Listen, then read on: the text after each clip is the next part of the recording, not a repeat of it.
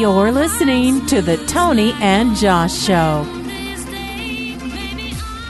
Hey, welcome to another Tony and Josh Show. We're going to get started here in just a minute. I see Josh is already in here on Skype, and he's waving, but I don't have the video up yet, so you just have to take my word for it. He's laughing now.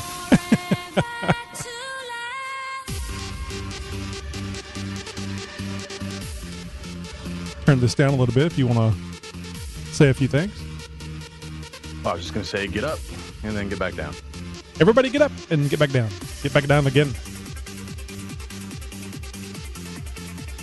I'll be right back.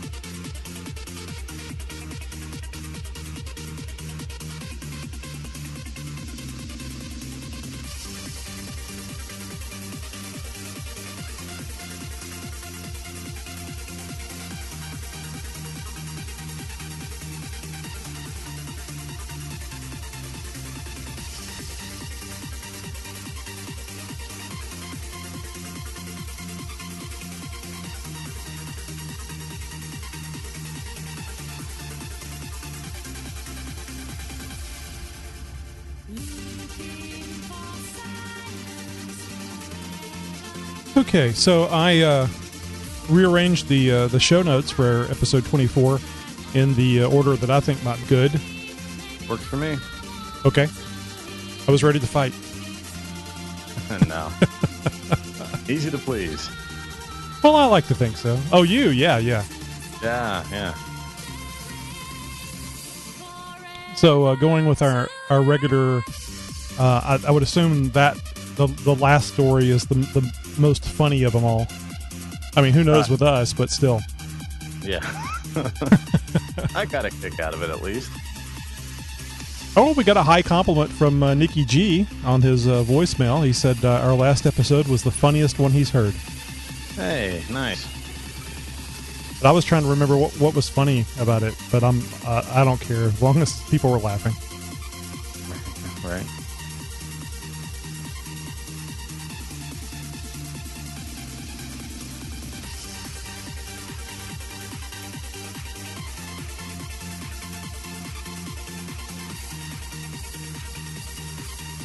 And just in case you're new to the show, what we do here is we do a podcast, Tony and Josh Show. It's a weekly podcast, and Josh and I get together via Skype every Thursday night, 10 p.m. Central Time, and which is like 8 p.m. No, 8 p.m. your time, Josh, right? It's 8 p.m. Pacific Standard Time. Yeah, and so Josh and I get together, and there was a few people that were wanting us to do live broadcast of the podcast. So to kind of do both those things at the same time, we just found a way to broadcast on this time on YouTube. Used to be Ustream. So we kind of killed two birds with one stone. So if you're wondering why you're seeing this on YouTube, that's the reason. It's this is first and foremost an audio-only podcast, but we have the technology, and we can do the video, and we try to fancy it up a little bit, but not overly. A lot of that has to do with equipment costs and software costs that we would have to go into, and we probably have to add a person to work everything if we went that way. So it's kind of not an unusual thing. I think there's several podcasters out there that at least throw up a camera while they're recording, probably a camera in a chat room.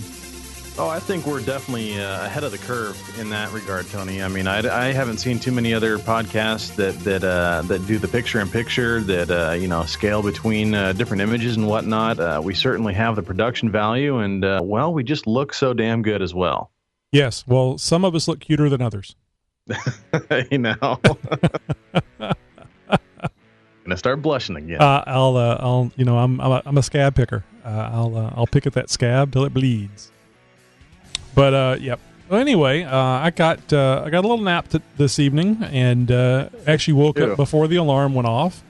Came up here and got some last minute stories. Doesn't mean they won't be good. So you people out there that are thinking it's last minute, it's crap. It may be crap, but it's not because it's last minute. And and got all the audio stuff. I had forgotten about these drops, so I'm going to be trying to throw in some what do you call it? Production value, commercialization, sure. whatever. While we're doing the show, so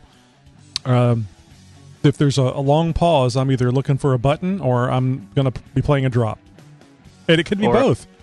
Or I completely missed the punchline, and yeah. What was that? I was listening to that the other day. It was by John Kerry. I must, in his contract, he must be 5 minutes away from a body of water, no matter where he goes. And that right over the top of my head. I missed that one completely. I was really surprised because John Swiftboat Kerry, yeah. Man, we're not in the show, so let's talk about this. What in the world with the shutdown? I mean, oh my goodness! I tweeted today since the government shut down, orange cone stock prices have gone up 600%. Well, speaking of stock prices, did you hear about the New York Stock Exchange's complete FUBAR? No. With this whole talk about Twitter going public with this $1 billion IPO. There was a company which is publicly traded called Tweeter, TWEETER, and their stock rose something like 1,500% or something in the last 24 hours. My goodness. Sell. Millions and millions and millions of dollars invested in this, WTF company. And I'm sure they're just thrilled. But that stock is going to plummet. Oh. Can you imagine the losses? I mean, there's got to be people out there that are just, oh my God. Who in their right mind wouldn't sell it immediately? They're gonna wait for it to go up? Oh no, if it went up this fast, if I wait till tomorrow, it'll be up 3,000%. I could kick myself. I've got some HP stock, and when it got up to like 27.50, I was looking at it, and remind you, I had bought some at 14. So and waited. Now I'd also bought some at 27, thinking it was going to go up, and it went down. And then I bought some more at 14, then at 20. So I made some really good money. Actually, still have made some really good money on it. It's just chump change. It's not millions of dollars, not even hundreds of thousands of dollars. It's not even in the 5-digit area. But anyway, it's still cool, making money like that.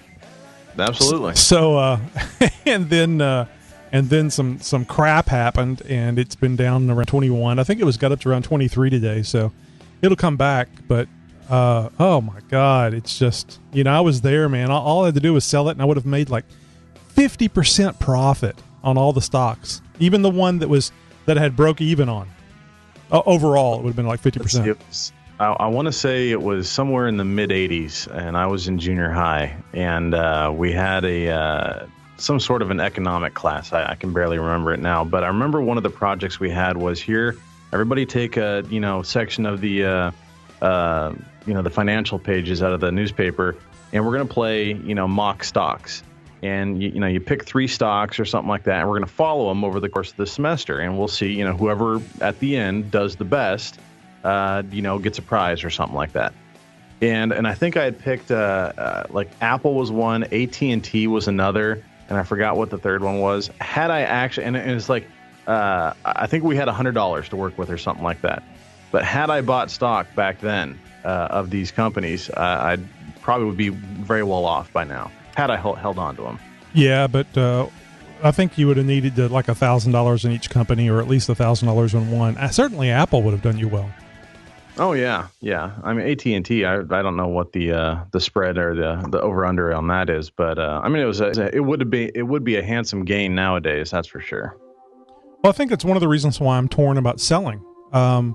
Yeah. Because it's done so well, and I think that over time, obviously, if I had sold when it was at 27, and then here a week or so ago when it was at 21 or 20.53, and bought it again, that's the way to do it. I just didn't. Yeah, if they've been fluctuating over the course of a decade or so around the $20 mark, and they bump up a few bucks here and bump down a few bucks there, as long as you have that median, around the mid 20s mark.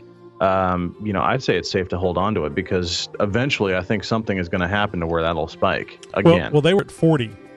That's why when I bought it at 27, they were on their way up at whenever it was at 27. So I was looking at, well, they've done 40 recently. So I expected it to go up, but it didn't. It went down. And but it's okay.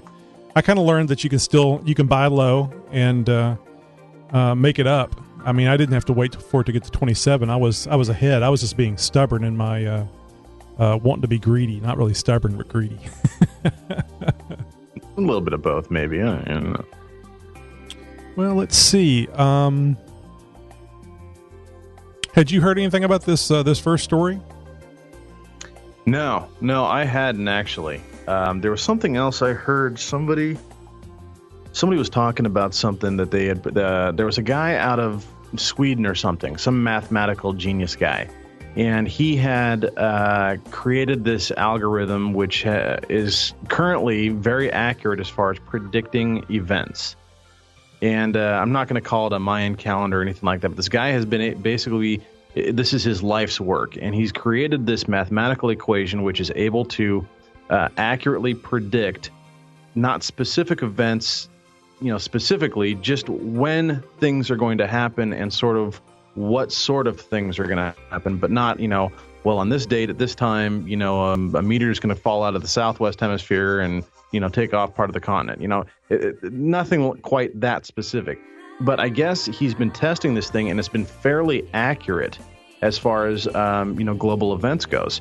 And there's playing this equation out. There's been a spike in the numbers or whatever around the year 2060 or 2080 or something like that. It's in our sort of in our lifetime, more or less. Yours, maybe. Yeah, it's towards the end. Anyways, it's supposed to be a catastrophic event of some kind or another. So, who knows? Obama clone? Yeah, jeez. Obamacare. It's just a ruse to do a frozen, build a frozen chamber so they can squirrel him away till 2080. Cryogenic Obama sickle. No, thank you. One lick will cost you $1 trillion. $1 trillion. So, I mean, speaking of Obamacare, we got a few minutes before the live broadcast. We got 1 minute. Interesting number about Obamacare, that there was hundreds of millions of people that flocked to the website to sign up. Yet to date, only 51,000 have actually turned in applications. Oh, that's better than I thought. Last I heard, it was 8. Well, at this rate, in the next 6 months, it will generate only 2.2 million applicants to the Obamacare program. They need like 7.6 in order for it to be fiscally feasible. It's not going to. They're working on their blames right now, so it'll all work out. It'll be the best thing since sliced bread. Yada yada. Yeah, okay. Oh, and since I have the drop where it announces has you, and now here's Josh, so we'll let you start tonight. No, okay.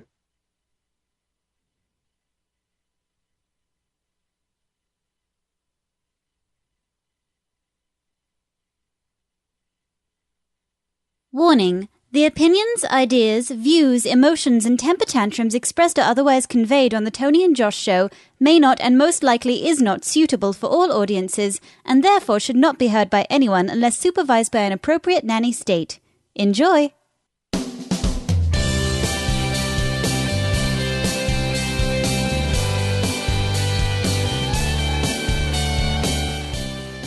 You're listening to the Tony and Josh Show. Now, here's Josh. Well, hey guys, thanks for joining us again for another episode of the Tony and Josh Show. We're up to episode 24 right now, and we're super glad to have you guys on board and listening to us. And big hi-de-ho over to all of our live listeners and live viewers, I guess it would be, over on YouTube. Guys, we are broadcasting live every Thursday. That's 10 p.m. Central Time. Over on YouTube, you could find us, all the links you're going to need over at tonyandjosh.com. It's where you go for our entire show archive.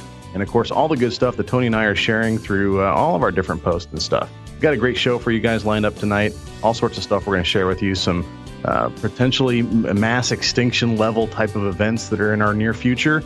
We got some funny stuff we're going to share with you guys as well. So stick tight and, put your headphones on. We're going to have a good time. Yep. We're going to talk about an asteroid that might hit the Earth far, far into the future. And in fact, the Enterprise might take care of it.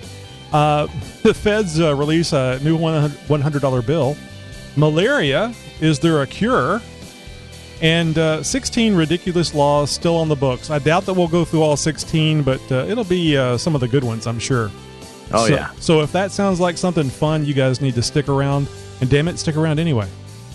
That's right. Well, guys, we occasionally have some people call into the show and leave us some voicemails. We encourage you guys to do the same thing. We'll give out that number a little bit later on. But right now we've got, one of our favorite listeners and constant contributor to the show, Nikki G, with a voicemail we're going to share with you guys. Yeah, Nikki G actually gives us a compliment in this one. I'm not going to act like he never gives us a compliment, but I was I was pretty happy about that. Oh, and I'll real quick, I know I've been talking about this, and I want to give everybody an update. I know they're concerned. I did not spend the entire weekend. I did not have another lost weekend watching some anywhere from 13 to 22 episodes of some show that died on the vine years ago. I actually managed not to sit there and just vegetate and watch television all weekend. So I'm very proud of myself. Very good. Very good. Glad to hear it, Tony. Boy, but I can tell you that is really addictive. Having those, having that ability to just press the button and go to the next episode. It's only 42 minutes, and it seems like about 15. Whenever, because there's no commercials. Well, yeah, you get into something, and you know what the old saying, time flies when you're having fun. Wouldn't it be amazing if they find here in the future, whenever everything is on demand and people start dropping like rocks, that commercials were what saved us? That allowed us to focus on something else momentarily so that we would go to the bathroom or go get something to eat or go, the hell with this. I'm not going to watch any more of these damn commercials. Click. Yeah, the fountain of youth is in paid advertising. Infomercials. This message brought to you by... You're listening to the Tony and Josh Show. You can subscribe to the Tony and Josh Show via iTunes, Stitcher, or listen to the podcast directly from the Tony and Josh Show website. And here's our good friend, Nikki G. He never lets us down and always gives us a voicemail, and gosh, we really appreciate it. Hey, this is Nikki G. Episode 23. What can I say? That is so much comedic value there. That's very good. I enjoyed it. It's my favorite episode so far. What I'm talking about now is with urban sprawl spreading out and habitat getting smaller and smaller. It's just natural that wildlife creeps in to the city. I live in the city, and I get possums and raccoons in my trash cans, and sometimes I get deer in the backyard, and there's always a hawk flying overhead. But when I wake up at 4 in the morning to get a drink of water and look out my kitchen window and see a Sasquatch hunkered over taking a dump, that's why I'm going to put the compound up for sale and buy a condo. And about the guy who bought John Lennon's tooth, I would love to see that cultured and developed into viable tissue. The only fear is what if it's not John Lennon's tooth and it turns out to be Gilbert Gottfried's tooth or even Ringo Starr's? I don't know if that's a gamble I'd take. And my father was very, very fearful of clowns. He had a clown phobia. And when I was 10 years old, I watched him just beat a clown senseless, just beat him half to death. Yeah. It was my worst birthday party ever. All right, guys, I will chat at you later. You have a good one. Bye. He probably wanted a tip. Yeah. Good times right there. Thank you, Nikki G. We need to get that guy a digital recorder and let him do his own segment in the show. Yeah, this week's commentary by Nikki G or something like that, and give him a little 5-minute monologue time frame or something like that. 'Cause, man, that guy's got a great sense of humor. Yeah. I love hearing the stuff from Nikki G. Yeah, I just don't know. We'd have to get. I don't know what the sound effect of aluminum foil would be. And here's Nikki G and have him adjust his aluminum hat, make a noise, or something. Some aluminum foil noise. It's yeah. It'd be funny if we launched a successful career we wind up with 6 listeners, but Nikki G, is making millions of dollars at Vegas. Kind of like the Simpsons and Tracy Ullman, because right. God, Tracy Ullman has to hate the Simpsons. I bet. If you guys don't remember, basically the Simpsons were one of those little cuts in between the main episode of the Tracy Ullman show. They had whatever they did on the Tracy Ullman show, which was quite good. And then they had this little cartoon, very, very short, maybe 30-second cartoon shorts, either before the next segment in the show or before the commercial. And, oh God, the artistic work was horrid. And it was just really bad. And if you see some of the original Simpsons shows, you see how bad the drawing was. It's very nice now compared. Well, yeah, they've got all the Japanese animators working by the building load on episodes now, and all the computer animation and stuff. Well, back in what was it, 1986, 87 or whatever, when the Tracy Ullman show was broadcasting, they didn't have anything like that back then. It was all done by hand. Yeah, Tracy Ullman, very funny, had a lot of good characters in that, and actually the girl that was on that show with her, I cannot remember her name. She was also on I guess she was somewhat on the Mary Tyler Moore show. She played Rhoda Morgenstern's sister, and she was on the Rhoda. Well, I can't remember if it was called the Rhoda show, the Rhoda Morgenstern show, or whatever, but it had Valerie Harper. That was one of her first shows after. The Mary Tyler Moore show. And anyway, the lady that played her sister is the one that did the voice for Marge and still does the voice for Marge. Oh, I'll be darned. Yeah, so she was actually on the Tracy Ullman show and was doing a voice on this little cartoon crap thing that was, not as important as the show.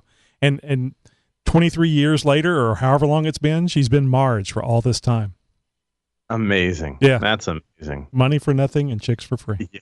Literally. Well, if you think that stuff like this means the world's coming to an end, it very well might just be. Wait. Well, there end. Yeah, there was a recent story about an asteroid that might hit Earth in 2880. Now, I don't know why it's not 2881 or 2883. I don't know why these things always seem to happen in round numbers, but I'm sure a numerologist or something could probably key us in on this. But there's recently, and this is a story by Jason Major. Oh, I picked somebody's name that I could pronounce. And there's about 10,000 near-Earth objects, NEOs, that have been identified so far. And these are asteroids and comets of various size that approach Earth's orbital distance within about 28 million miles. So of the 10,000 or so discoveries, roughly 10% are larger than 0.6 of a mile, 1 kilometer in size, large enough to have a disastrous global consequence should one impact the Earth. This asteroid, 1950 DA, these are great names. They couldn't name it George or something, George. It's very catalog-y, they can name these massive hurricanes and tornado or winter storm, tropical storms and stuff like that, which really just blow a bunch of wind and water around. I mean, sure, they might knock your trees down and blow a hole through your window or something like that, but we're talking about interstate-sized rocks that could, impact the Earth and, kill everybody. And they give it a number like 1950 DA. Give it some character. It's going to kill us all. Let's give it a name. Well, there is an asteroid that they have named. I'm not sure who named it, but it's called Apophis.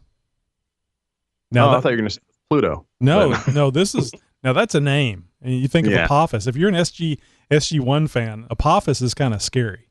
But it's a planet killer. This thing is a planet killer that was that I was actually reading about that one when I saw this one, and they were thinking it might hit us in 2036, but they have since done the math because they have to do a number of observations to try to get the exact trajectory. Also, I didn't realize, but the spin rate will affect where it's going to hit, if it's going to hit anything. And but anyway, This asteroid, 1950 DA, is 1.1 kilometers wide, and it was observed for 17 days, disappeared from view. Then it was spotted again on December 31st, 2000, literally on the eve of the 21st century. Coupled with radar observations made a few weeks later in March 2001, it was found that along with rather high rotational rate, 2.1 hours, asteroid 1950 DA has a trajectory that will bring it very close to Earth on March 16th, 2880. I'm blocking out my calendar. I'm going to take that day off, Josh. How close? Close enough that within a specific 20-minute window, a collision cannot be entirely ruled out. So, yeah, I mean, well, I'm sure you guys remember the very well photographed meteor that exploded, not hit, but exploded over Russia. Oh yeah, that's right. That one was inside the window, but just not enough for it to actually impact the ground. Well, also to the size of the asteroid, the angle of the asteroid and the size of it kept it from hitting ground. Now, I watched a big PBS thing on this asteroid, and it did do quite a bit of damage, and some people were killed. But if it had come in at a steeper angle, more of a 90 degree to the Earth's surface, the heat of the explosion would have roasted people on the ground. Wow. So these things don't even have to hit the ground to kill people or to set a town on fire. Well, I remember seeing some of the videos of the that thing coming into the atmosphere and exploding, and I mean it was as bright as the sun. It was just this stark white, I mean sheer blast of light. And it's something that hot, that bright would, I mean at the right angle and low enough to the surface of the Earth would definitely cause a lot of damage. I think I brought this up last time, but did you see the video where the Russians driving along? You're seeing the dash cam. You see this thing almost coming at him. And he also has a camera where it's showing him in the driving the vehicle. And I'm thinking of a different one then. I'll have to find that and put it in the show notes. It's hilarious. This Russian makes no facial expression whatsoever. He just reaches up, gets the sun visor, and drops it down. Because the impending doom is just so bright, I can't see where I'm going. There, that ought to do it. There we go. I mean, straight-faced. I mean, maybe it was I'm on vodka. I'm blitzed on vodka, but... But tell you what, I've gotten hooked watching the crash videos up on YouTube, the car crash videos and truck crash videos. Some of the European ones are just, I mean, ridiculous. That's what I was going to say is all these, I hear Russian. They seem to all be in Russia. Man, they are insane over there. I can't believe how they drive. In the snow, nonetheless. Oh, I've yes. seen some that are on, snow and ice. I mean, this is the kind of conditions that, even in my well-equipped four-wheel drive vehicle, I still only be doing, 25, 35 miles an hour. These guys, 60, 75 miles an hour, sheet of ice, 4 feet of snow on the banks on the, either side of the freeway, and just sideways, and just absolutely tearing apart the roadway. It was ridiculous. Yeah, and people running through four-way intersections at full speed. And I'll go back and look and see who had the red light. And, I'm looking from the point of view of the vehicle that's recording all this. It's green, and here comes this guy coming through at 60, 70, 80 miles an hour in a panel van. I mean, nothing small. I mean, this big-ass thing coming through there. And then they spin, and it would, these videos are great for physics. If you've ever been in physics and they talk about objects hitting each other and what the angle that they will deflect off depending on weight and speed, it's exactly that. It's really cool. I had a close call this summer, in fact, where there's just a little, not really an arterial road, but it's got a couple lanes going each direction, and I'm crossing it on the road that I'm on is about a 25, 30 mile per hour road, and then this is a 35 mile per hour road that I was crossing, and I'm sitting at the light. I'm the first one, at the intersection. The light turns green, and I start to go. And just then I sort of look out of the corner of my eye, I turn my head, and here comes Granny blazing through the intersection at least 50, 55 miles an hour. Had I not turned my head and looked, she would have T-boned me square in the driver's side door. I probably would not be sitting here today. Had it not been for that, I don't know, something just made me look over and turn my head. And now I do a double take. I see an intersection, I come through an intersection, and I'm looking both ways before I even let out the clutch. Yeah, I've been trying to teach my kids that too, because you get into that habit of, it's my light. If somebody hits me, it's their fault. Well, dead's dead. Yeah, exactly. or being in the hospital for a month or worse.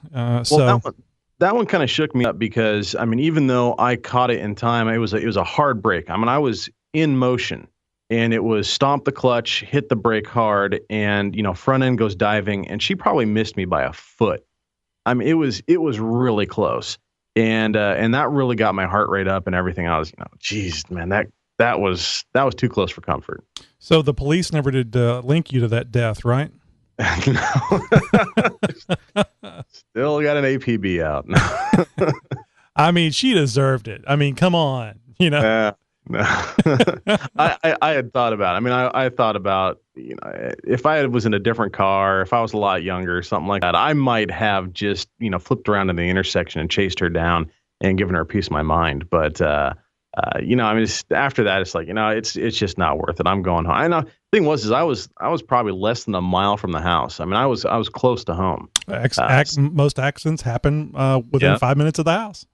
I was going to say, I was going to be one of those statistics here real soon, but thankfully, it's just a turn of the head, and that's all it took to save my life. Well, for you guys that don't understand that statistic, well, of course, most accidents happen 5 minutes from the house, you dumbass, because you're there twice a day at least. That's where you are most of the time. It's a I can't even say it. Statistic thing. Come on. Yeah. Have you ever been going up the acceleration? Was it acceleration lane or ramp on like a highway? Acceleration lane. When you're getting off the feeder, or when you're on the feeder and you're getting on the highway, and there's an acceleration lane, so you can get up from the 35 miles an hour, whatever the feeder road speed is, to the 55, 60 or so. Anyway, going up through that acceleration lane, has anybody ever stopped because they're too nervous about blending into highway traffic? Well, we don't quite have that level of infrastructure here. We just have on-ramps and off-ramps and on-ramps. Where there's not really a roadway that sort of feeds into the freeway. It's just sort of a ramp that gets goes in, and it's only about 50 to 100 yards long, depending on which roadway you're on. But yeah, exactly. That's what I'm talking about. Okay. But you accelerate on that, so you get up to speed with the traffic. But I've got people that are trying to merge onto freeway speeds at 35 miles per hour. Well, that's almost as bad. Yeah, because here I come down through the light, and I'm blaring down this on ramp, and here's Granny down at the bottom. All I see is blue hair and knuckles on the steering wheel, and she's doing 35 miles an hour, and I'm like, you have got to get going, because something bad is going to happen here real soon. Well, I had this lady. This is back in the days of my 1983 four-wheel drive Chevrolet pickup with 36.5-inch tires. I was accelerating up that very short ramp onto I-10, and a lady stopped. Oh, no. She literally stopped in front of me because she didn't feel comfortable getting on I-10. Oh, no. It was all I could do to stop that truck with those size tires on it, which I did. Well, you would jump right over the top of her if not.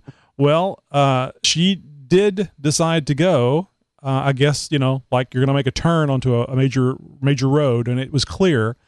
So I accelerated up. I followed her to the mall, parked nearby, walked over to her to explain to her. Yeah, I was still pissed. But, oh, yeah. But I was going to explain to her why you never stop. The lady couldn't decide if she wanted to run to the mall or if she wanted to run back to her vehicle. She was really afraid of what this 6 foot, 250-pound man was going to do to her. And I was raising my hands and said, no, it's okay. I just want you to understand you can't stop on an acceleration lane. And you should have seen the fear in her eyes. It wouldn't have done you any good to talk to the lady. she wouldn't have. All she would have remembered was this big guy was upset. Guy. Yeah, was upset with me, and I don't know why. I don't know why he was following me. No reason. Yeah, I'm sure she was oblivious. Oh yeah. Well, let's just say it. She was probably high on drugs. She was probably smoking the reefer. That's why. We've got people here in Oregon which honestly have no business being behind the wheel. They are the oblivious. You know, I'll run into Captain Oblivious probably just about every day on my way home from work or something like that. Just somebody who just decides no look, pull out of a parking space. Doesn't even turn their head or anything like that. I've got people that no signal, instant lane change. just ridiculous stuff I see every single day that it's just like you've got no business being on the road. I see people. I'll look over, somebody driving next to me, and I can literally smell the fear pouring off of them through their car. Yes. It's like white knuckles. They're sitting up from the seat. Their chest is almost on the steering wheel. Their arms are locked, dead solid. And it's like if a car were to twitch or suddenly, step on their brakes a little too fast or something like that, they're just going to lose it right then and there, full coronary, and just keel over and die because they're so frightened to be in traffic. And it's like, why are you driving? Seriously, take a bus. And the thing I can understand people being nervous about driving and they want to drive speed limit or lower. And, I understand that. I may not fully appreciate it when I'm trying to get from point A to point B, but I can understand that. And people should drive within their limitation, or like what you say, find some other way that is not as dangerous to other people. Please. But the thing that I cannot understand is why in the hell are you in the fast lane doing this? Oh, yeah, that's one of my biggest pet peeves is, it's called a fast lane for a reason. And I don't care if you're doing 5 miles over the speed limit, 10 miles over the speed limit, or you want to double the speed limit. That's your own prerogative. But please do not do 5 or 10 miles an hour under the speed limit in the fast lane. Those are the times I wish I had one of those, what do they call them, cow catchers or whatever on the front of on the front of trains, just to kind of edge you off into the lane or the shoulder where you should be. Hey, I've been thinking that at least on those days, I'll come back to this. I've been thinking that what might be kind of fun is to get a big, huge honking piece of Nerf and put it on the front of your vehicle. Or you could nudge somebody and there'd be absolutely no evidence of it. None. The message would be relayed very clearly. And just scare the hell out of them when they're on the cell phone in the fast lane, poking along, or even in rush hour traffic when they're leaving 3 car lengths of space between the front of their vehicle and the next vehicle. Get out of the fast lane. So anyway, these people should be fined, and they should have to pay with some new money. Yes. Well, speaking of new money, great segue, Tony. Thank you for that. Oh, guys, if you haven't heard about it already, the feds have released a new $100 bill. This is the first one in, I don't know. Well, the last one came out in 1996, so you do the math. It's going to cost about 4 cents more each bill to make the bills. Overall, it's going to cost us taxpayers about $100 million more this year alone just to print these things. Chump change. Yeah, I know. As far as the Federal Reserve goes, you're probably asking yourself right now, okay, well, currently, this time we have a federal or a government shutdown thing going on. Well, why are they printing money? How is this even getting released? Well, the feds, the Federal Reserve is actually a private company. It actually has no connection to the U.S. government other than the fact that they, fund it and give us the money that we spend, our currency, so to speak. Well, a little more than 75% of the more than $1 trillion of currency that are currently in circulation are in $100 bills. So 75% of $1 trillion that is currently being circulated are $100 bills. That's a lot of bills, folks. Now, half of all of those are spent actually outside of the United States. That's right. Most of our money, most of our printed money is actually outside of the U.S. It's kind of funny that, all that money floating around, circulating out there, and really it's not even on U.S. soil. Now, these things were actually supposed to be released a few years ago, about 2.5, 3 years ago or so. The whole program was actually delayed due to some material issues. Now these things are being printed on an all new type of material. These new $100 bills not only are going to look, if you haven't seen them yet, go check them out. You can find them online. Of course, you can go to your bank and just say, "Hey, show me some money." I'm not sure how well that's going to go over though, but these things are unlike anything you've seen yet. They're starting to look a little bit more international-esque. But it's very interesting. They're not going to feel like any other kind of money you've felt before because they're on a whole new type of material. One of the issues they are having with this material is that during in the use of the current printing machines that they use to print money, the paper was not reacting very well, and it was creasing, it was folding, it wasn't doing what it was supposed to do, and the money wasn't being printed properly, at least not consistently. So that was one of the big things they were having was consistency issues with the printing. So they went back to the drawing board and figured out some ink issues and tweaked the material a little bit, and they came out with what you see now. And honestly, this is some high tech stuff. It's got a 3D hologram effect in this big blue banner that goes down one side of the bill. It's got color changing ink. I mean, this is some pretty cool stuff that they got. Now, they've announced that this is the hardest to counterfeit piece of money ever made ever. And it's quite the claim. And honestly, looking at this thing, you'd have to do some serious research and have some really impressive technology to try and duplicate anything like this. Now, the current design for the $100 bill in circulation, the ones that you typically see that floating around have been in circulation since 1996. As well as all previous designs, they're still going to be legal tender, meaning if you've got a $100 bill stashed underneath the mattress, buried in a mason jar in the backyard, it's still going to be legal tender. You're still going to be able to spend it for quite some time. But however, all the banks that are, when they ask the Federal Reserve for a stack of $100 bills, they're going to be on the this new printed design. So look for these coming out here soon. Head over to your bank, look online, whatever, because these things are definitely something you want to check out. They're pretty neat to look at, and if you get one in hand in person, they're even funner to play with. Yeah, I'm going to have to see if I can find an image of that and throw it up in the show notes. I think it'd be fun to look at. Absolutely. Are you the type individual that carries cash, or are you a plastic person? Something my grandfather told me many, many years ago was, you always want to carry a little bit of cash around with you because you never know. And primarily, most of my spending is done electronically. But I always have a little bit of cash with me. A little, walking around money is what he used to call it. So, I always have something tucked away in the wallet, or I've got a few bills, billfold that are there for whatever. And occasionally I'll use them. I get a 20 or a 50 or something like that, and I hate breaking it. I honestly hate breaking big bills. And I don't like carrying a bunch of cash with me either. So I don't have a bunch of small bills with me either. So, it's one of those things where, it's, if the mood strikes me, I'll get some cash back or something like that. And, fatten up the wall a little bit just to have some walking around money. But otherwise, 99% of my expenditures are all electronic. Yeah, I don't carry any cash, and I kind of have the same problem I think you were alluding to it. Maybe you don't have this problem. When I get change, if I get coins, I sure in the hell don't like putting that in my pocket. It just, especially if there's very much of it. I've really gotten used to not having anything in there except maybe keys, a knife, an extra battery for my cell phone, and that's it. And I actually carry the cell phone battery in that little pocket in my blue jeans. That one that the pocket, I guess it's a pocket watch pocket.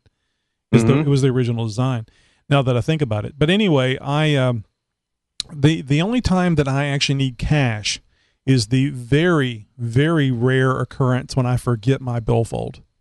Oh yeah, no. If I forget my wallet, if I forget something like my wallet, even my watch or my cell phone at home, man, do I feel naked. I feel like, I'm so vulnerable or something like that. Like, I'm not prepared. And it just drives me nuts all day. Oh, have you seen the new advertisement for the Samsung Galaxy wrist phone? Yeah, I have. They start out, it's like, all these snippets from movies and TV shows and, Mission Impossible and stuff like that, where they're, you got Star Trek and stuff like that. They're talking into the wristwatch and stuff like that. And now I haven't done a lot of research on it. I've heard a couple of little blurbs about it, but it's definitely very interesting type of technology. I don't know if it's going to catch on. Honestly, I think watches are sort of being phased out a little bit because, everybody's got a clock in the car, everybody's got a watch in their, or, a clock on their cell phone. We're within a spitting distance and a head turn of a clock 99.9% of our day. Yeah. And so, I like watches, but I come from that kind of a generation where, you kind of needed one. So I'm a bit of a watch snob, but, and so I'll always have a watch, I'll always wear watches, but something like that, I don't know. It's not quite up my alley, but I haven't read enough about it to really get hard up for it. It might be something that I get excited about. I don't know. The only I like the idea. The only down thing I can say about it is that, as far as communications has gone, we have moved from a voice communication medium to a text or graphical communication medium. We don't really spend the time talking on the phone. At least I don't.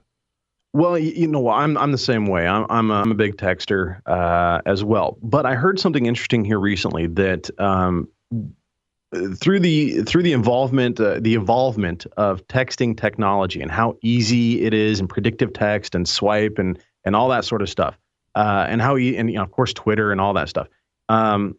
The amount of texting increased substantially in the early 2000s, and it ramped up quite rapidly and continually for many, many years. The last 2 or 3 years, the trend and the numbers have actually leveled out and are starting to decline now on the amount of texting involved. And I don't know if it's a generation thing. I don't know if it's a technology thing. Maybe it's the way that people are being raised, or maybe it's just all the different means of available communication that are at our disposal now. But texting is sort of on a decline. Now, don't get me wrong. I still text many times throughout the day. But my primary form of communication is still, talking on the phone or emails. Now, when you say texting, are you talking about the actual SMS messaging or Yes, Twitter, Facebook, anything that has to do with that? I don't participate in the Facebook and the Twitter and the social media stuff as much as I probably should. So no, I don't. But I'm talking about the trend that you're talking about. Yeah, I'm talking about actual text messaging. Okay. Well, I can see that, but maybe that's what you just said, because of Twitter and Facebook, because Facebook has its own little chat window and so on and so forth. And my wife and I used to chat back and forth on Microsoft's instant messaging, and now we do it through private messages on Twitter, which I find more complex than just open up an IM session and doing it through that private chat type thing. But I don't know. Microsoft kind of pissed me off because I had that thing running. I've had whatever Microsoft Live, I think is what it's called. I've used that product for years and years and years and years. And here recently, they keep bugging me to upgrade it. You want to upgrade? You want to upgrade? Hey, I got something for you. Come over. You can upgrade. And I tell it, no. And finally it says, sorry, you can't log on with this version of Windows Live. Figures they don't support it anymore. So I said, no problem, and went to the control panel software and uninstalled it all. Yep. Problem solved. Yep. Easy. These people don't think these things through. I mean, I know that they're computer people and they say there's vulnerabilities and blah, blah, blah, blah, blah, but you have to take care of the customer. If you don't take care of the customer, you're going to lose customers. And of course, I think we're seeing Microsoft doing that. Oh, speaking of which, I don't have the exact date, but I think it's coming up very soon. I believe it is this month. The first service pack for Windows 8, which will include the infamous start button. Hey, I knew it was going to happen. And an apology for not including it in the first damn place. Well, I know though, I don't know if it's this podcast or maybe it was just in conversation, but you and I have talked actually about sort of where we stand with Windows 8. And I think you actually have a platform that is running Windows 8. I've only played with it. I'm not currently an owner of Windows 8. I really, really like 7 personally. I love the way it flows. Windows 8 to me has always seemed a little bit more of a mobile platform type of operating system. Absolutely. Yeah, that's exactly what it was designed for. And I just don't think it has. I just don't think it has a home on. I don't think it has a place for home PCs. So I mean, maybe this service pack will sort of fix some of the complaints that I'm sure they got in droves over this operating system. But they got it before they released it. People were sure, especially corporate customers, were really complaining. Now, and I'm sure I've mentioned it before. Not so sure I've mentioned it in this podcast. I use Windows 8 every day on my laptop. And I have configured it as such, or I have configured it so that it has a third-party start button. And in that third-party app, I'm also able to tell it, when you start up in the desktop. So I never see that mother effing Metro interface. Now, I will say the Metro interface is perfectly fine, very nice, and it is really, really, really designed for future hardware, not my 5-year-old laptop. But my 5-year-old laptop, it runs just fine. It's a very, very good operating system. It's very solid, and it is Windows 7 with some extras, with some nice fancy stuff. And you even see this fancy stuff, even if you don't use the Metro interface. If you put the mouse in the lower right-hand corner, the date and time come in from the bottom and the side. There's like a little panel that comes up, and the date and time at the bottom, really big. So if you're just curious about what time it is, what's the date and time, and no matter where you are, lower right-hand corner, that thing, it just kind of slides in, and you move it off that corner, and it slides away. It's very nice. It's done very well. Windows 8 has gotten a big negative rap. I think that if they had just put it in there where you could configure the desktop, configure it where it would start on the desktop, and it had a start button on the desktop, then it would give them the choice. And that's what we're seeing a lot. I'm not going to go political, but that's what we're seeing a lot these days about people complaining about their government, is lack of choice, being forced to do things. And Microsoft was forcing people to do things a certain way. It was their benefit because of their phone and because of tablets. They want to get people used to that Metro interface, but damn it, we're customers, and we'll decide how we want to use your product or use somebody else's. I was going to say, or use it at all. Well, it sounds like the new service pack and potentially some third-party software out there would be the cure for your Windows 8 blues. Yeah, very quick download, very small little installation. I think it's called Shell is what it's called, Windows Shell or just Shell. And my start button is an actual little shell. You're listening to the Tony and Josh Show. You can friend, follow, or circle the Tony and Josh Show on Facebook, Twitter, or Google+. Just visit tonyandjosh.com and click on the appropriate social media icon. Now, Josh, there's been a lot of talk for a lot of years now about global warming. In fact, until global warming gate happened, where the hackers hacked in to one research facility's computer and basically showed that there was a lot of manipulation of evidence or climate change evidence going on. It was global warming, and then once that came out, they changed it to climate change. Climate change, yeah. Because I think there was some things where it was getting cooler some places, warming up other places, or no warming for 15 years, I think is what happened. With a little fly in the ointment. Science is supposed to be about facts, and when facts come out that don't represent the theory, which happens, do you change what you call it? Do you change? You continue bullheaded in the same direction you're going. No, that's not science. That's politics. Yeah, no, just really quick, that made me remember something here that I heard today, a story. And I haven't done any research on this. I'm just going off of hearsay, folks. So, well, we're not here to present facts. We're just here to give an opinion. But I heard about some sort of former Soviet Union state or whatever had an election. Well, they were going to have an election. The thing is that they actually released the election results before the election even happened. Whoops. I hate when that happens. No corruption here, folks. Just if you'd kindly look over there. The no other corruption. Way, yeah. Move along. So yeah, no corruption there, and just talk about manipulating the facts, as it were. Yeah, that's manipulating an entire election. Wow. So anyway, with this global warming, now global climate change, and I think the UN recently came out saying it's that bad, evil man that's causing this problem. We have irrefutable evidence. Little asterisk at the bottom of that thing says, unless we're wrong. then we have this asterisk to cover our ass. No, but anyway, there seems to be a cure for malaria.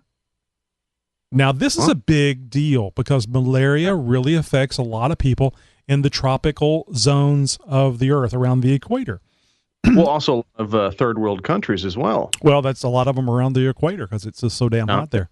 But so the point of this, the tie-in between the malaria cure and the global warming is, if there really is global warming, which we keep being pushed down our throat that there is, and I don't have a problem with climate change. I think the climate change is normal.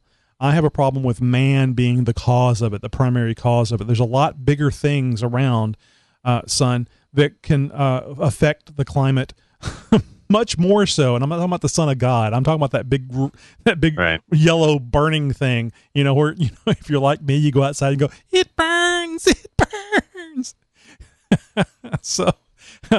So this is great news from the standpoint of, if there is going to be global warming and we're going to see hotter temperatures, more tropical temperatures move from the equator further north and south, well, that means the malaria disease is going to move with those mosquitoes that carry that disease into the southern United States, northern South America, et cetera, et cetera. So having a malaria cure is kind of a big deal. And I kind of look at it like this. We do a lot of bad things. We eat the wrong things. We drive too fast. We get old. We don't pay attention when we're going through intersections and piss Josh off. But science usually comes up with a solution. So the very evil thing, man, that is causing all these problems seems to come up with solutions for it as well. Anyway, this is... I'm sorry?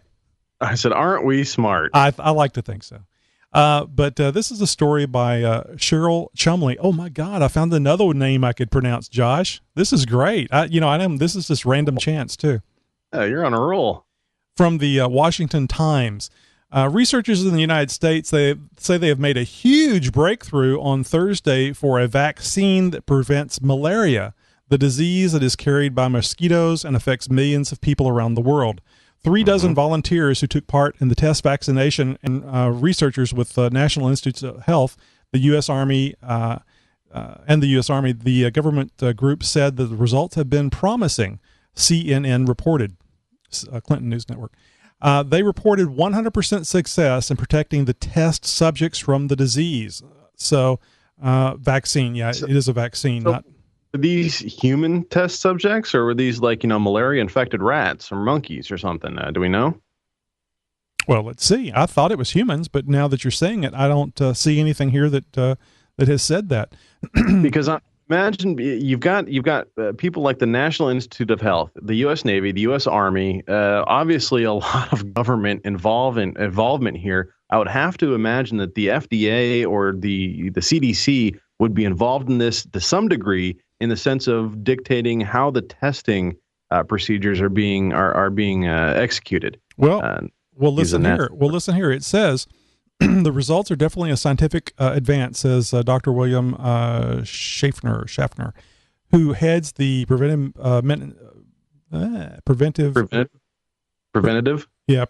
medicine department at Vanderbilt University, Houston of Medicine, and CNN says, but it is not ready for prime time. Still, this is the first time researchers could report a 100% protection rate for any malaria vaccine trial. The volunteers were in essence injected with a weakened form of the disease. So these are volunteers. Now, if they were with the Army, they may have been forced volunteers. But yeah, that's what I'm thinking. Yeah, U.S. Navy, U.S. Army involved. I think the involvement was supplying the volunteers. son, come over here. I got something for you. You just volunteered. Yeah. But this is significant because malaria is a tropical disease that has killed 660,000 in 2010 and reported sickness more than 200 million every year. That's staggering numbers, really. Oh, yeah. And, of course, this is nothing like assault weapons. Anyway, Mr. Shafter said on CNN, this is not a vaccine that is ready for travelers to the developing world anytime soon. However, from the point of view of science, dealing with this one of big three infections causes death around the world, it's a notable advance. And everybody will be holding their breath, waiting to see whether or not the next trial works and how well it works. But my gosh, 100% success. So I can see how they're saying that this is a cure. Of course, it's a vaccine, so it doesn't really take care of the people that are already infected. Well, okay. So, and the other thing is that the volunteers were injected with a weakened form of the disease. So a very watered down, very susceptible to breaking down and being affected by any kind of vaccine type of disease.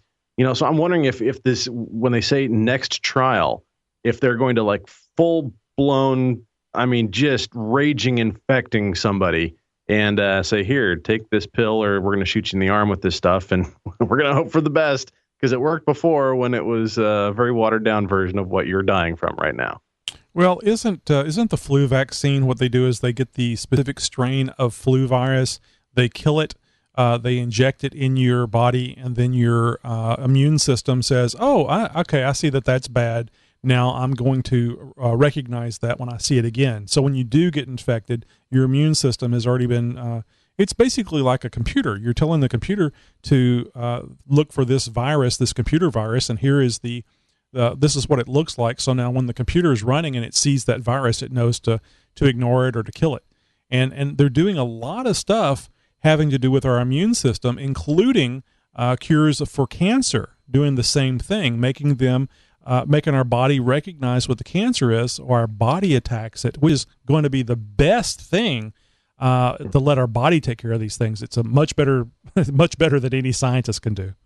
No, absolutely. In fact, I've got a personal connection to cancer. I'm not going to go into too depth about it, but I've lost family members to cancer, and so anytime cancer news starts coming out, I really pay attention. And they have made some vast improvements and advances in cancer treatment technology, and not just advances towards a cure, but actually treatment as well. I think, and don't quote me on this again, but I'm pretty sure that they have announced that they are very much on the verge of releasing a cure for breast cancer. In the sense they have been able to create this vaccine or whatever, but it boosts the body's own immune system, and you're basically using your own white blood cells, your own immune system, to battle and tackle the cancer cells. And it's instead of injecting all this medicine and drugs and crap in your system and nuclear isotopes and radiation and all this other crap, you're actually using the body's natural defenses to do what it's supposed to do. Which is really awesome, and I just medical technology is awesome unto itself, and I just love seeing these kind of advances. Yeah, well, I remember, I guess it was Star Trek 3 where they go back in time with the whales and so on and so forth. I don't think it was 3; it might have been 4 or 5. But anyway, it was a good episode or a good movie. They started seeming like episodes by the time they had made so many of them. At any rate, Dr. McCoy is in the hospital because I think they're trying to find Chekhov, who had been injured.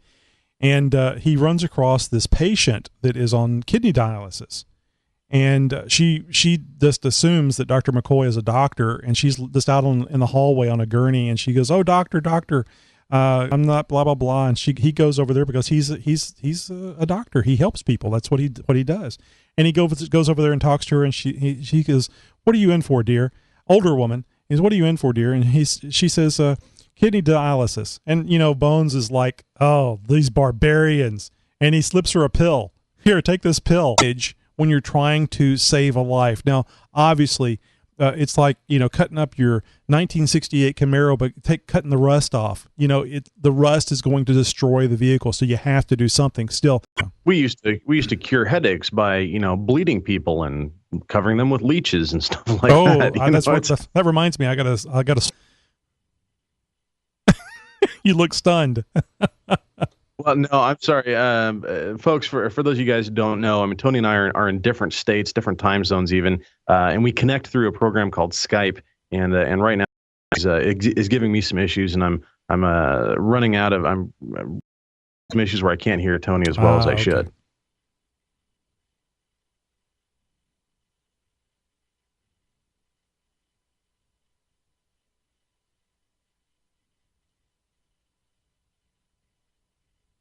Hear me? Hear me? Hear me now? I was just hitting pause. You want to call me back? Yeah, I think we need to get another connection going.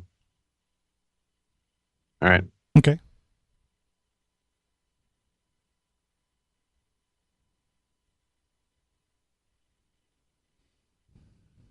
All right. Yeah, that was really bad. You were completely dropping out. That's really strange. I don't think we've ever had that problem. No, it was something I've never experienced before. And then you would come back and you sound like a chipmunk. And it was like Skype had buffered and then was trying to play back to catch a different kind of issue. Well, we're at 52 minutes and 20 seconds when I hit the pause button. So if you want to, go ahead and get into your story, and then we'll wrap it up. Okay. So I would say go about 5 minutes on your story. All right. So there was a long pause. So if you want to, just start with your the 16 ridiculous laws. Okay. Give me a countdown, or let me know when you hit the button or something. Give me about 5 seconds after I say hitting it now. That way I can make sure that it actually starts. Okay. Hitting it now.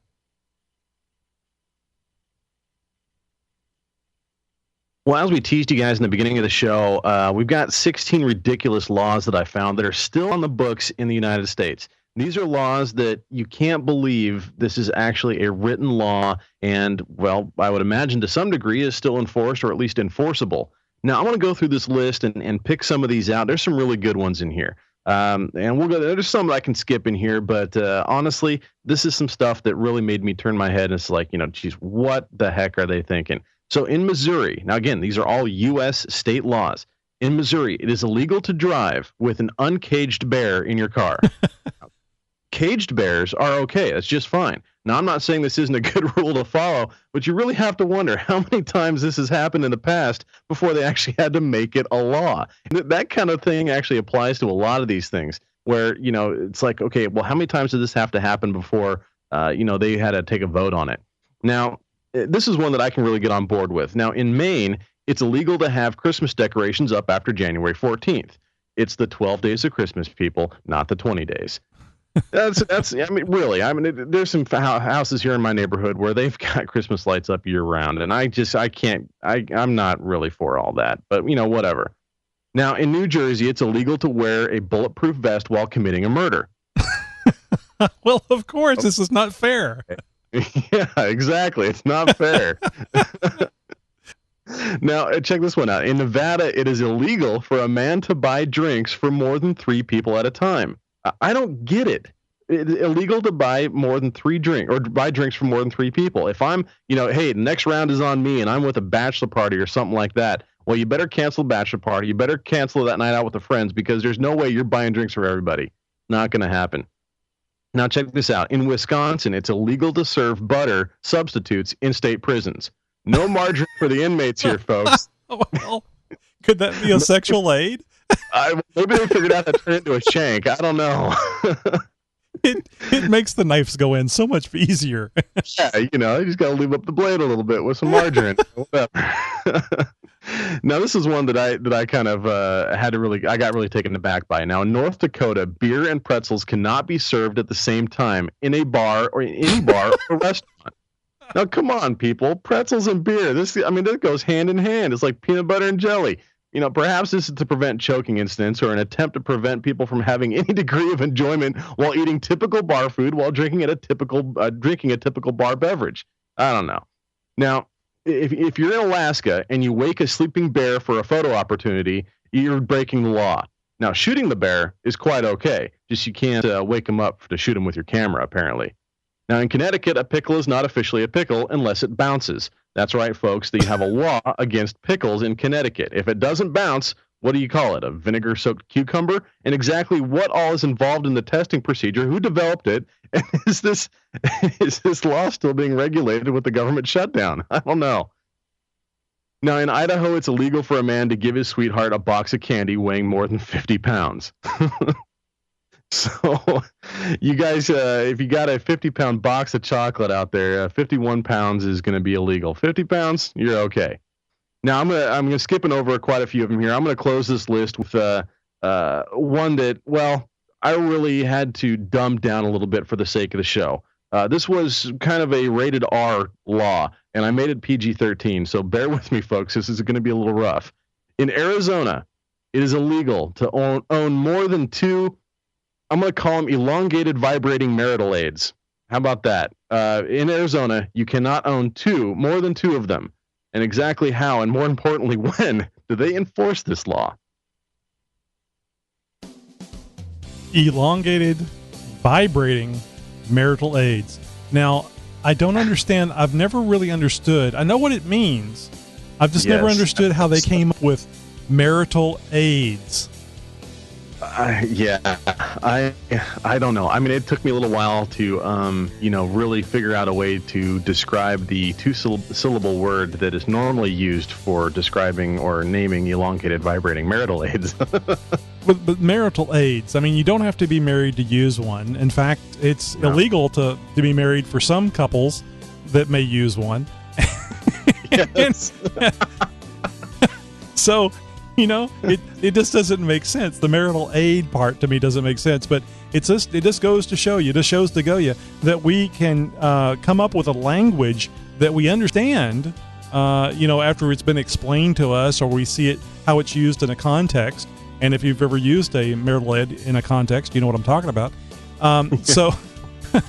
But this is the reason why it's so hard to get computers to understand what we're saying, because it is quite literally gibberish. I mean, you have to have so much background in knowing what the underlying meaning of the words are. Hey, Tony and Josh Show, your guys' #1 source for the shining examples of political correctness. and marital aids. Apparently, what you can and can't do, or where you can and can't own them. Just hold your bass speaker up close during your marital aid session, and we'll talk to you. So, guys, as you well know, you can find us on YouTube and see our videos there. Now, we've been wanting to get a few more subscribers, more so than just the vanity aspect. Currently, we're using YouTube live events on the XJ Talk YouTube channel, and we'd really like to get the Tony and Josh Show over on its own YouTube channel. So it's there. We just need more subscribers. I think we currently have about 21, and we need around 140 before we can actually be enabled for YouTube Live. So if you would run over there to youtube.com/user/Tony and Josh Show and hit that little red subscription button, we'd really appreciate it. So, if, like I said, this would allow us to bring this show on the actual, channel. Don't forget, our voicemail is 206-600-6882 on iTunes. Make sure you go over there, give us a review, and 5 stars. We're going to see you guys next week.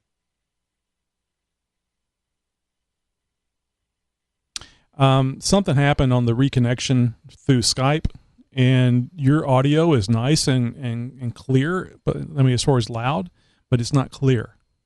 It sounds like you're overdriving the microphone, which I know you're not, because you haven't made any changes there. And it has to be the live connection. So that's the reason why I was trying to talk over you at the end, because I know how you get when you listen to this. Okay. I was trying to type, but it's really hard for me to think, talk, and type. I mean, thinking and talking is about my limit.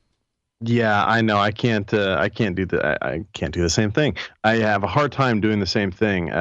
Talking, saying one thing and trying to type something else. I don't have the ambidextrousness to do that. I usually type whenever you're talking. It makes it really easy doing that. Oh yeah.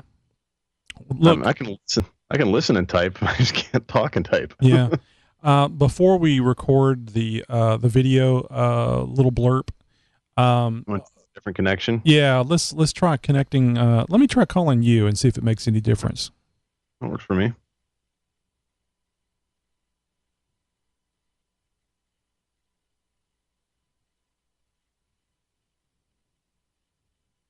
Okie dokie. Okay, let me get a little chatter from you. See if it's still doing it. All right. Well, how now, brown cow? It's still loud. I don't know what that is. Maybe it's me. I thought I turned it down. No, you're on the slider. You're where you normally are. Man, and you sound really good right now. Well, maybe it was just me. I did turn up my headphones a little bit. That is amazing. I mean, seriously, a night and day difference from the entire show. The way you sound right now to the way you sounded the earlier, a night and day difference. Don't know. I could swear you're sitting right next to me. It is that crystal clear right now. Well, if I was there, I'd be poking you. Yeah. Poke, poke, poke, poke. The thing is I've never heard you that clear before.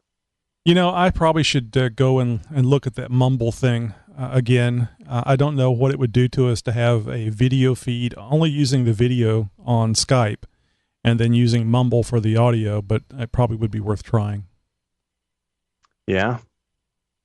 We could get really good audio, and I don't really care so much about the video, but I do like having it. Mm-hmm. I guess I could always come up with a picture in a picture. But what it is a series of pictures of you, and then I created animated GIF or GIF, depending on what side of the fence you're on the pronunciation. And then basically It would show you, and it could be a bunch of pictures, but it would all be local on my PC. And in the video, the picture in the picture, you've seen it on television where they say calling from a phone from Egypt, back in the 70s and stuff. They would show a picture of the individual. And I remember there was a video game that I was playing, and the way they did it was they actually had different pictures of the scientists that would talk to you during the game, and it was like that. It was just images that would come up and change at a certain not rapidly, but enough to give you an illusion of these are images that are coming from like a video connection, but you'd only see a frame like every 5 seconds or something. So maybe there's a way around that where we give the illusion of a picture in a picture, and I don't know. Yeah, I'm willing to explore all kinds of options. I'm obviously we tried something new with the YouTube, and it's working out really good. Making the change from Ustream to YouTube, it was an experiment, and I think it's working out for the best. So who knows? Maybe a switch to Mumble, or maybe give the Google Hangout thing a try again, or something like that. I don't know. I think the uploading from you to YouTube is definitely the route we need to continue. I just don't know if using Skype is really the best way for me to connect to you. I don't know. I'm willing to try anything. So, hey, do me a favor. Back away from your microphone a little bit and say some stuff. Okay, I'm like sitting way back here now. It's probably about a good. I'll call it. I don't. Your audio sounds great. When you're up close to the mic, it's distorting. Too overdriven right here? Yeah. Because my compressor isn't even. I'm not even hitting the yellow on my compressor. Yeah, that's weird. Well, let me see. I've got your line over here, so let me adjust. Oh, let me look at the settings on Skype. Surely that didn't change. I mean, I didn't change it. Wouldn't think that it would. Okay, now say some stuff. All right. I mean, it's kind of weird. I deal with programs that sort of make their own changes every now and again. We have one of my engineering programs called CAD Key is rather unstable in Windows 7, and it will oftentimes change some settings all on its own, which is very fun to deal with. Well, that seems to be fine. Now let me mess with the compressor on the channel that you're using. Let me see if I can adjust it here. All right. I mean, like on my side, the compressor, I mean, it's barely even working. I'm not sending enough, drive through the tube amp or the compressor downstream to really make it work very hard. So, and right now I'm probably be about, 10 inches or so, 10 inches to a foot away from the microphone. And just still regular, normal level. It's, I'm definitely a lot farther back than I normally am when we do the show.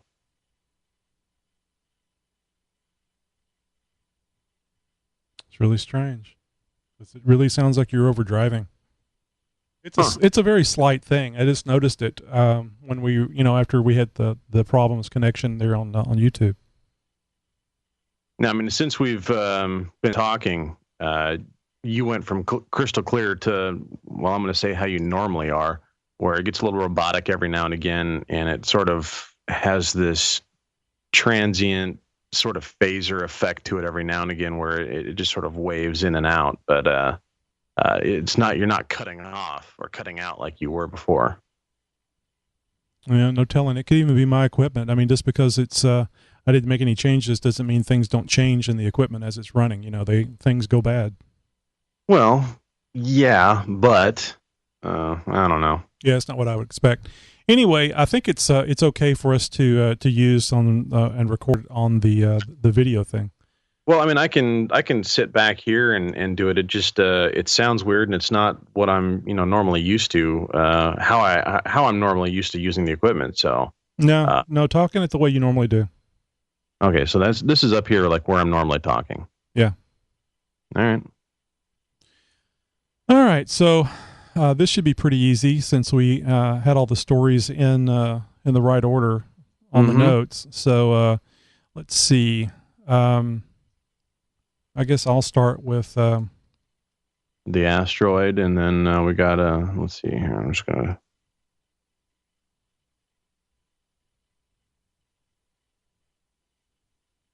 Asteroid, $100 bills, and was it malaria cure? Yeah. And then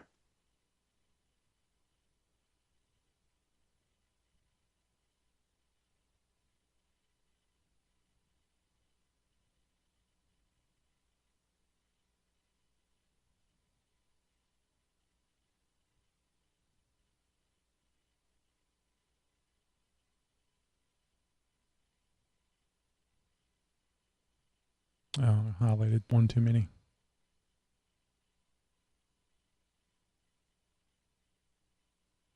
I'm just highlighting mine. What did I do?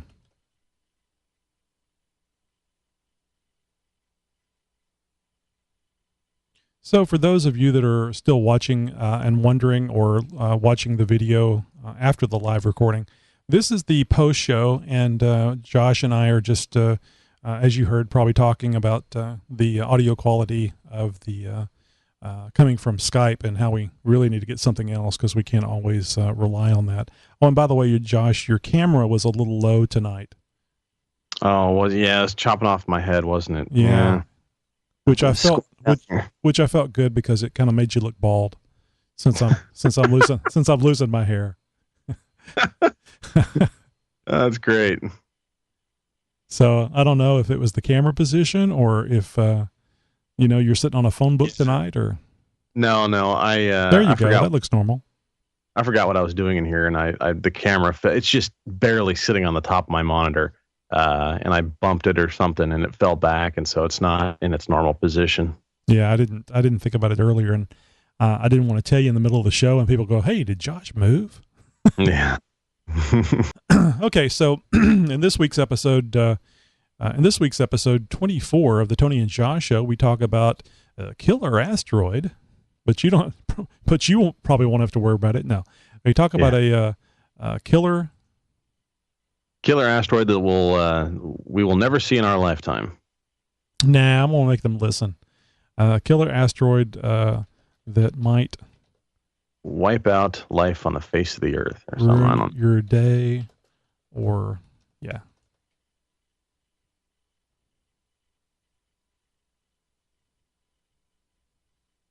Oh, there you go. I'll let you do that one.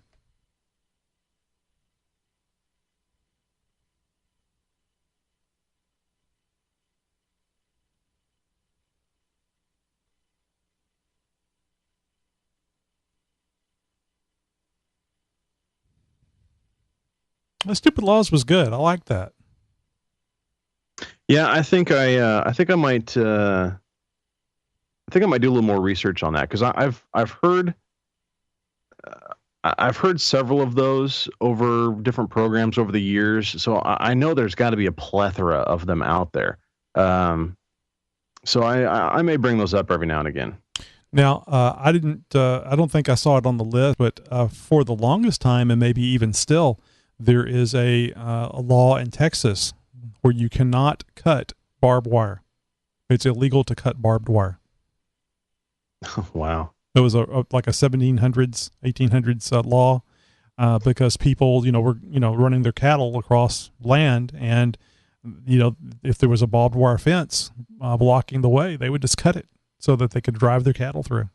No, I'll be darned. Yeah, I heard one recently, and it might have been a Texan law, where you can't go high diving with your horse.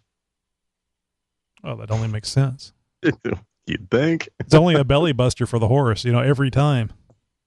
Right. In this week's episode 24 of the Tony and Josh Show, we talk about a killer asteroid that might ruin your day. That's not coming out right. It sounds like you're stumbling on that. In this week's episode, stumbling. Let's see. It doesn't sound right. I don't know. In episode 24 of the now let's see.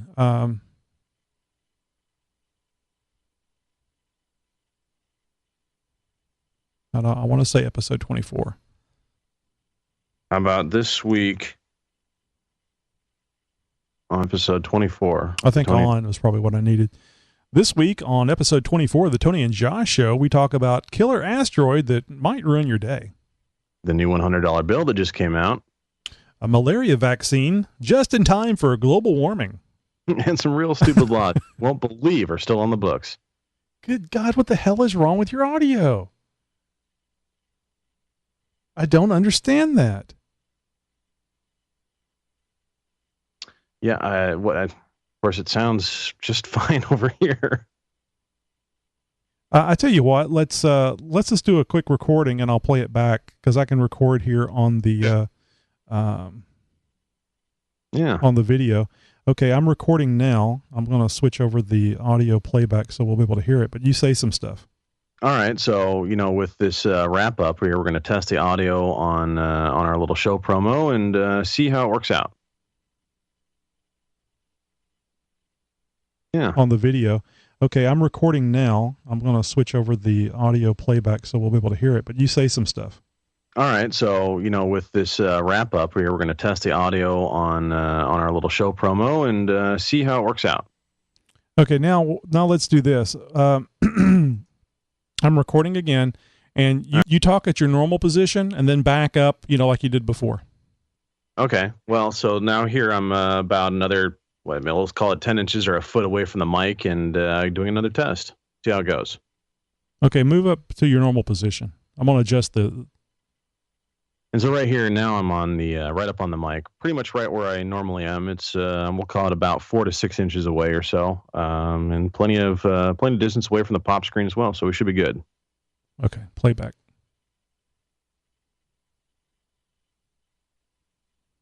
I'm recording again, and you talk at your normal position and then back up, like you did before. Okay, well, so now here I'm about another, let's call it 10 inches or a foot away from the mic, and doing another test. See how it goes. Okay, move up to your normal position. I'm going to adjust the... And so right here now I'm on the right up on the mic, pretty much right where I normally am. It's we'll call it about 4 to 6 inches away. Now you hear that distortion? Call me back. Call me back. Let's just keep doing this until we, because I think it has to be Skype. It's got to be Skype.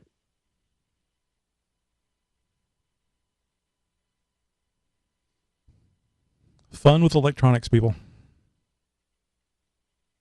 So I'm going to try without video, just for grins and giggles here, and see if that makes any difference. I can turn the video on here in a second, but I just want to see if this connection with no video makes any difference. Yeah, the downside is I was fiddling with the knob, seeing if I could change the tone and stuff of your audio. I think I've got it back where it was. I don't really hear the distortion that I was hearing, but it still doesn't sound as good as what it could. Interesting. I mean, we can just keep trying connections, give it another shot. I don't know. Slap on some video and see if that changes anything. I don't know. Now that the video is up, did you hear a change in the audio as I did that? No. Okay. Let me record. I think this is okay. So let me see. All right. I'll record it and let you hear it and see what you think. So go ahead when you're ready. All right. Well, here again, normal listening, normal talking position, normal talking level, and we're going to test this out and see if they are still getting some overdriving issues. Do a little bit more. I adjusted the tone control. Okay. All right. Well, we're adjusting the audio tone, and I've got this EQ on my board, and I haven't messed with any of the settings in quite a long time. So I'm pretty confident it's nothing on my end. What about your microphone connection? I know you've had a problem with the cable from time to time. All right. Let me fiddle with it. Hang on.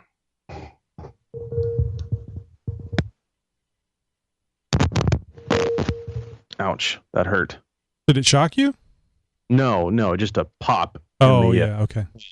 Yeah, just, no, everything's grounded well. It shouldn't be that. Yeah. I don't know. Did that change anything? No, I don't think so. Here, let me play this back. All right. Hear it and see what you think. So go ahead when you're ready. All right. Well, here again, normal listening, normal talking position, normal talking level, and we're going to test this out and see if they are still getting some overdriving issues. Do a little bit more. I adjusted the tone control. Okay. All right. Well, we're adjusting the audio tone, and I've got this EQ on my board, and I haven't messed with any of the settings in quite a long time. So I'm pretty confident it's nothing on my end. What about your microphone connection? I know you've had a problem with the cable from time to time. All right. Let me fiddle with it. Hang on.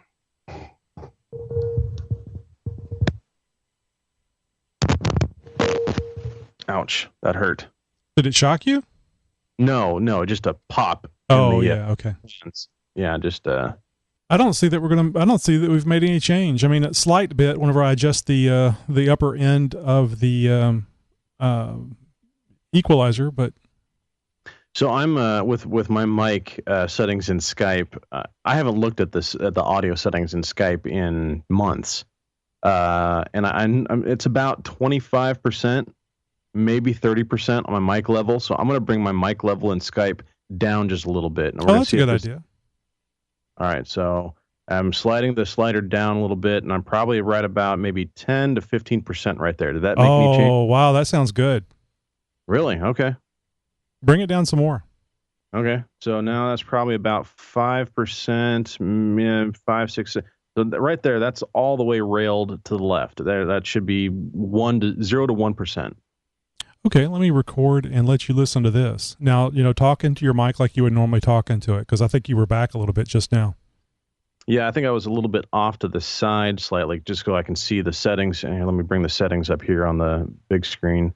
And so, yeah, that's, pretty much railed all the way to the end. I don't think I can go to the left anymore. So that's up against the edge, fully down on the microphone settings. Okay, let's talk into it, because I think you were back a little bit just now. Yeah, I think I was a little bit off to the side slightly, just so I can see the settings. And let me bring the settings up here on the big screen. And so, yeah, that's, pretty much railed all the way to the end. I don't think I can go to the left anymore. Yeah, I can probably adjust back the tone, the equalizer, and get a little more treble back in there. But I'm not hearing that crispy poppy thing that would be overdriving. Yeah. Yeah, and it doesn't. No, it's not set on auto adjust, right? No, I don't. Okay, I don't use the auto on any of that. So nor should anyone. Right. All right. Okay. Well, guys, anybody that's still there had gone through this fun time of learning about Skype adjustments. I want to thank you for watching the show, and we will hopefully see you next week. We did have, I didn't refresh, but we did have 3 viewers eventually. I broadcast out a few times that we were on live. We started off with 1, and about halfway through the show, we gathered 2 more. So, but anyway, that's an improvement for this show. New show, you know. Whatever we can get. I'm down. Anyway, guys, thanks a lot, and don't forget, download the podcast, and you can listen to this just the hour-long show, audio only, while you're going back and forth to work. Yep. See you guys next week.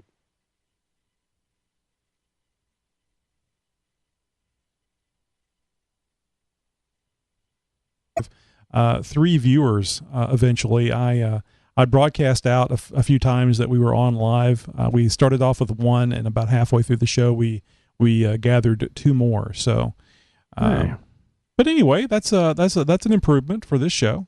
New show, you know. Whatever we can get. I'm down. Anyway, guys, thanks a lot, and don't forget, download the podcast, and you can listen to this just the hour-long show, audio only, while you're going back and forth to work. Yep. See you guys next week.